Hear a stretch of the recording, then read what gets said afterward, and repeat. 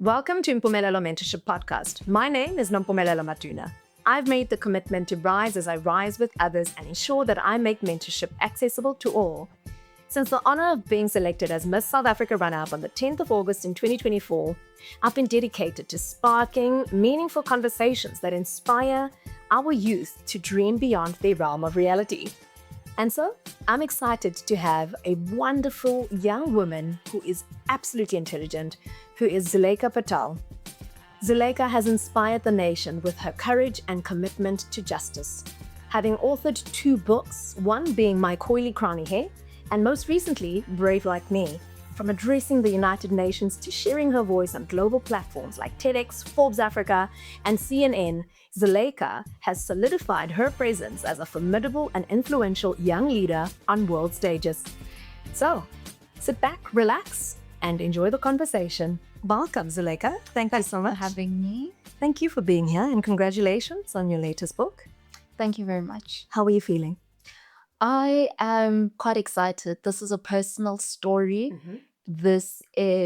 I'm letting children as well as adult readers as well into what really made me take the one bold step everyone knows me for. Because everyone knows the action I took, but no one knows what contributed to being able to do that and being able to stand brave to do that. No one knows. So this story is an exploration of the little girl that lives inside me, that guides me in everything that is deemed as brave that I do, and is the little girl that was the girl at the center of a movement that became a global movement.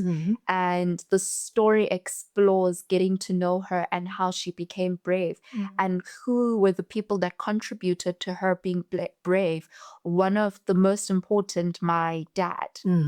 I love that. One thing I've known about you ever since you stepped out into the world is that you have been unapologetically yourself. And you've carried such beauty in being resilient, in showing that whatever it is that you've been committed to with your beliefs, that you don't shy away from the Zulaikha that stood up for her rights and her beliefs. And I find that most of our youth, Zulaikha, confides themselves in the societal standards, how everyone should perceive us to be. How do you feel we should not conform and rather choose to be ourselves and be our best selves?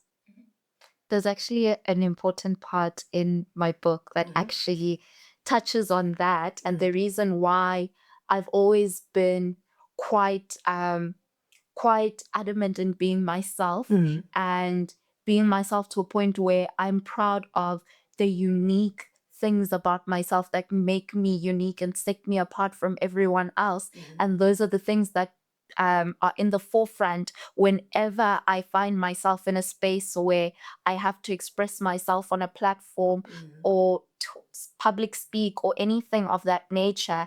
My uniqueness that sets me apart from everyone else takes the center stage and comes to the forefront. And I learned that as a child when in my book, I actually speak about how because I grew up in a interfaith and an interracial family, a family where everyone doesn't look alike. And then on top of that, and second layer is, as much as no one really looks like each other, I also don't look like anyone else. And I grew up in a Ndebele Indian Muslim Christian family. And that as a child made me, it took away so much confidence because people would stare. I was born only 8 years into democracy. And I remember where my mom is from, KwaMhlanga in KwaNdebele, the particular village that she's from, my mom's wedding was one of the first interracial weddings and marriages that people in that community had witnessed. So you can only imagine how people felt when they would encounter me. And it took away so much confidence from me to have to sort of as a child understand that I'm so different to the people around me. And it stands out because whenever I'm with any one of them, people stare. And in my book, I touch on it where I write about, and I'm going to just read, and part of where I touch on this, I go back to one of the times in my childhood where in the book I write, Zulaikha didn't quite look like her dad, nor quite like her mom. Whenever she was with her dad, people would stare. They would touch her hair and say that she didn't look like him. This made her feel as if she didn't really belong in her family. What would it feel like to fit in, she wondered. Her parents thought Zulaikha was perfect. With her cloud of curls forming a beautiful afro, her golden brown skin and quick mind. Everyone has unique qualities that make them who they are. Papa often told her, you just need to embrace yours, Zulaikha. Oh, absolutely sweet. And, Zulaikha, I am truly inspired that you have now written a second book and that we can relate to your story, because our young voices don't often know how to come out into their true selves, onto that stage of confidence. And that's suppressed very easily by our surroundings, by, like I said, the conformity that we see ourselves having to live by, the standards of society. And so I want to go back and just talk about how you've made this book accessible to 11 official different languages of South Africa, which is absolutely imperative. Because in the world that we're living in now, we not only need to give that opportunity to the rest of us, but we need to give that opportunity to the realization of the type of country that we are. And so it brings me to the question to ask you, why did you call this book Brave Like Me? Because that's essentially my story. And beyond it being my story, it's the essence of why I do what I do. It's my purpose. The title is the purpose of why my work exists. And I titled it Brave Like Me because there was no other fitting title to call this story, because this story is aimed at using my story in what made me be brave enough to become a voice and later become an activist, where I'm able to send waves of change across the world and form part of discussions about social issues globally. And with the story, I hope to inspire a new generation of activists, a new generation of advocates of change, change makers, people that want to contribute meaningfully to the world, because that's really the essence of why I do what I do. I do what I do because I want to advocate, educate, and empower. And I feel like I would fulfill my life's purpose if from my activism, other activists are born. And because my story in this book is a story of bravery, there was no other title that was going to be more fitting than Brave Like Me. Because from this story, what I want you to be is brave like me, so that you can speak up in your community and become an agent of change and a change maker in your community. Absolutely. And, I often come across the stat that, it's a stark reality that our literacy in this country, formative years of our children, don't really know how to read for meaning. And this is why this is so important, because understanding and relating to your story allows us to see that adversity is not necessarily the most crippling act, because it allows us to step into that bravery to become essentially who we really are. And earlier on, you touched on your upbringing, something that is very much rooted in your identity. But I find that our young people are not open about talking about who they are, where they come from. Do you mind just elaborating on, your upbringing, your story, on what was the most crippling thing in stating proudly who you are? Ooh, what a long question. I know. My upbringing. My upbringing was, I think it's the reason why I say, I have a short life in years, but a long life in experience. I love that. I'm in the body of it, young 23-year-old woman. But the soul, The soul is wise. The soul is wise, and the soul is mature, and the soul is brave. Yeah, it feels like the soul has been around just roaming for a while. But it was very interesting because my upbringing is one of the main things that contributed to who I am today. And there's many parts of it where some are crippling, some are just a bit depressing, some are really empowering. So it's an interesting up and down story. And essentially I'm a girl that was born from a man who came as an immigrant to South Africa from India, a small village in India called Karmad.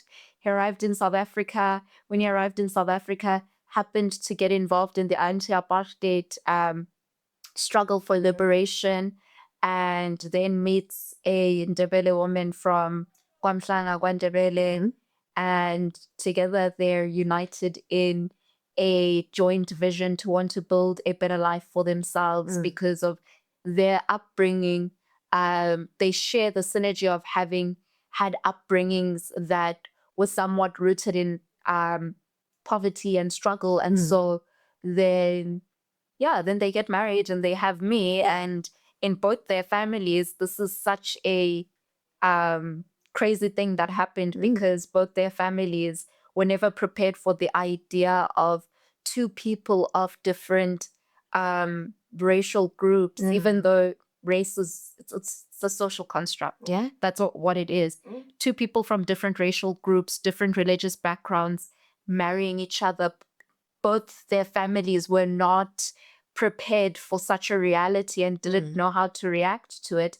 And then let alone they have a child who is now me, and now none of the people in both their families have encountered people that are products of interracial marriages. And now I have to navigate that and navigate my identity amidst such chaos. And also sort of be the first in my family to normalize this and to ensure that as I normalize it, the people in my family also go out into the world as better people as well through being around me and being able to interact with me normally, So from the time I was a child, I think I was already shaping people's minds because I was already working with trying to get people to normalize my identity and the uniqueness of my identity and trying to bring them to accept it and have tolerance as well for religious differences. And in doing this contributes to how they go out into the world and show up with people that aren't like them. And then now having done this in my childhood, then going into the real world, which is the reality of South Africa, where racism was not buried in 1994 and racism is still systemic and institutionalized. 100%. And then I go into the schooling environment where now I come from a background where I've done so much work on educating people about my identity, and my identity has caused such an uproar in my background. And then I go out into school where I encounter, essentially outside of my personal life, I encounter white educators and white people for the first time that happen to be in positions where they're in charge. And to them, my identity has now got nothing to do with being from an interracial family. I'm just Black now. And then I have to now navigate that and also navigate the fact that now in this environment, now that I'm just Black, I now have to be aware of what that comes with. My identity is going to be policed. My autonomy is going to be policed. My autonomy and identity, things like my hair, are going to be used against me in order to enforce oppressive policies. Mm. And I have to now find a voice in that, because now I'm going to be in an environment where it's threatening for me to have a voice. It's threatening for me to behave like what they call a clever black or an uppity black, as they would say. I have to now find a voice there. And that was my childhood, essentially, navigating different worlds as I'm in different environments, from home, from school, from the actual world, where as much as my father and I look alike physically, I look exactly like my dad. But when people see us, the first thing they see is our racial difference, regardless of the fact that we look exactly alike. So I have to navigate society, home, and school. And that all brought me into having an understanding that South Africa still requires so much change, and it's up to my generation to take on this mission. This is our mission that has been assigned to us, to now continue to take on the baton, to continue to foster bringing about change in South Africa, because it's not enough that the laws in South Africa have changed. Systems need to change, institutions need to change, policies, culture, people, because people influence all of those things. 100%. So yeah, that's a bit about my childhood. And in all of that, I still need to be a person who has hobbies and a person that finds themselves. I think maybe that's why I never played sports as a child, because my whole life already was a sport. It was, managing complexity. By the time I had to do a sport, the energy was drained. Look, I'm hoping that you're still trying to figure out how you can do that. No, I'm a hiker. It's okay. Yeah, No, the there's a sporting place to start. the sporting bus missed me. Yeah.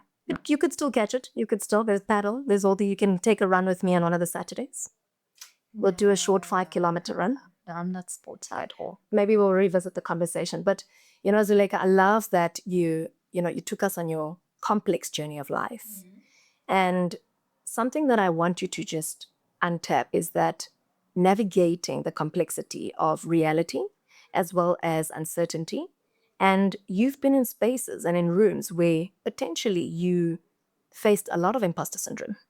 You say you are a different soul in your body, right? But you are 22. And what that essentially means, you'll encounter rooms where you're made to feel like you don't belong, or you're made to feel like, someone else should be in that seat.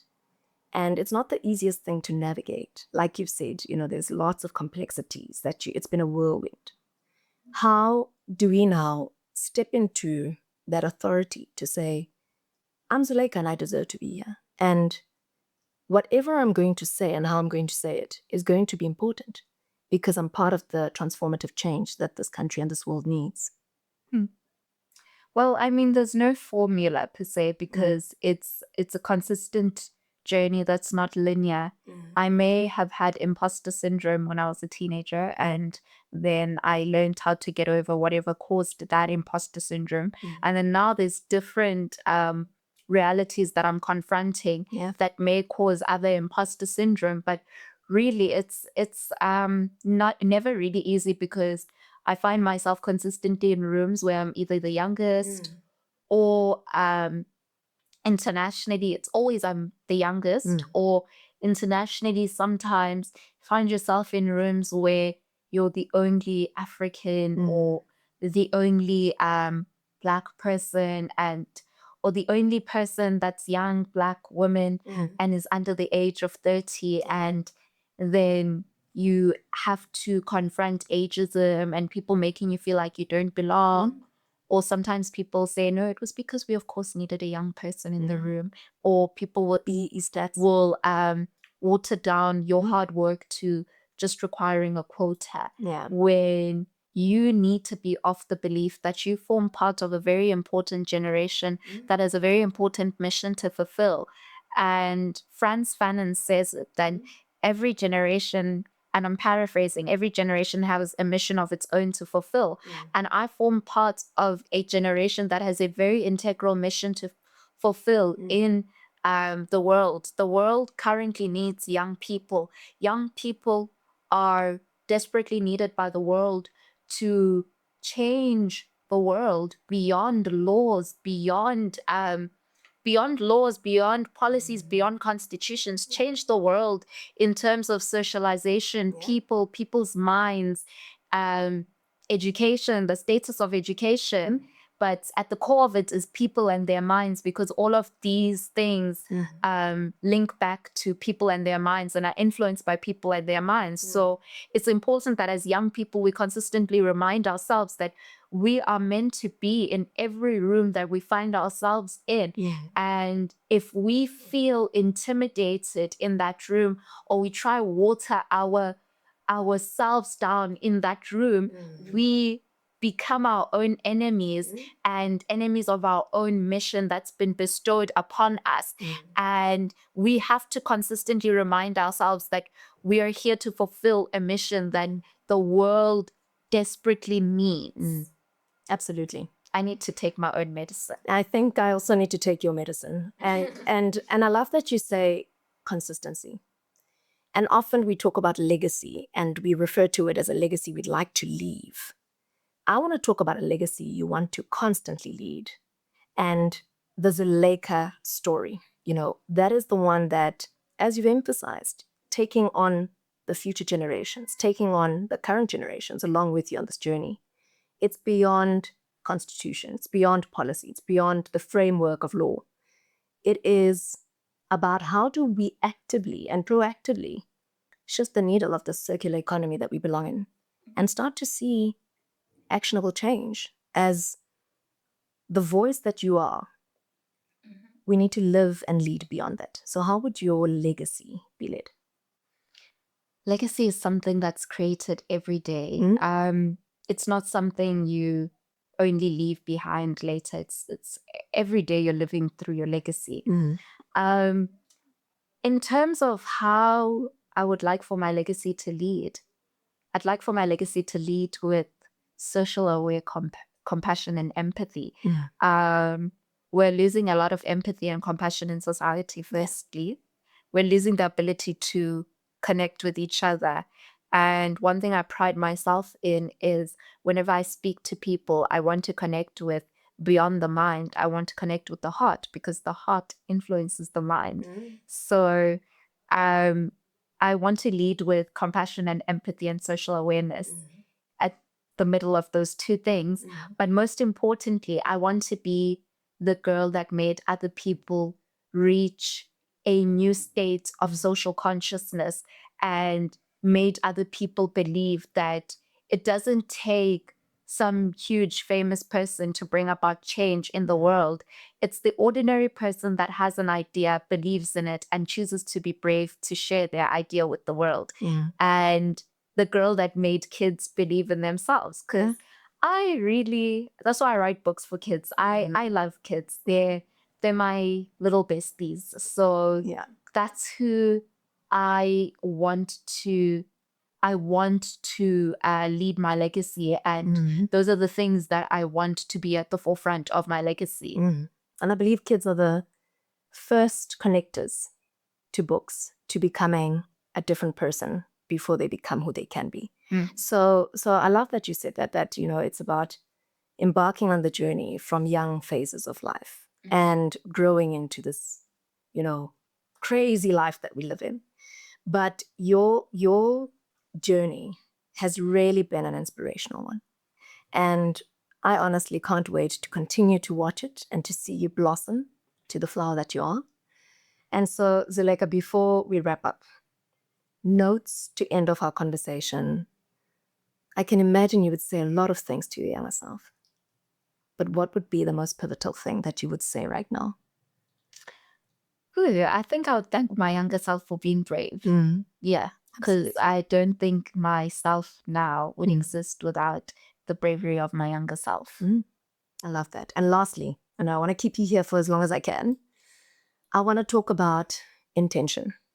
It's you speak about this mind that we have, but it is mainly supported by the heartbeat of our body. And when it comes to intention and setting the tone of where you would like to be, would you say there has been moments where you digressed because of influence from your main purpose and your direction of where you are today? I mean, I'm human at the end of the day, Mm. and normal human like everyone else. Mm. Um, Especially when you discover your purpose very young, Mm. very, very, very young, you can easily sort of digress here and there, but then it's up to how you listen to what's at the core of your purpose to guide you back to that purpose. Mm. I mean, here and there, I've made mistakes like every other young person, maybe befriended the wrong person here and there, or been in the wrong crowd, and then maybe I had not been so connected to my purpose. But at the end of the day, it's how you listen to what guides your inner voice and what grounds you in that purpose. Mm. That's what's going to bring you back. Mm. I love it. Thank you, Zulaikha. Thank you.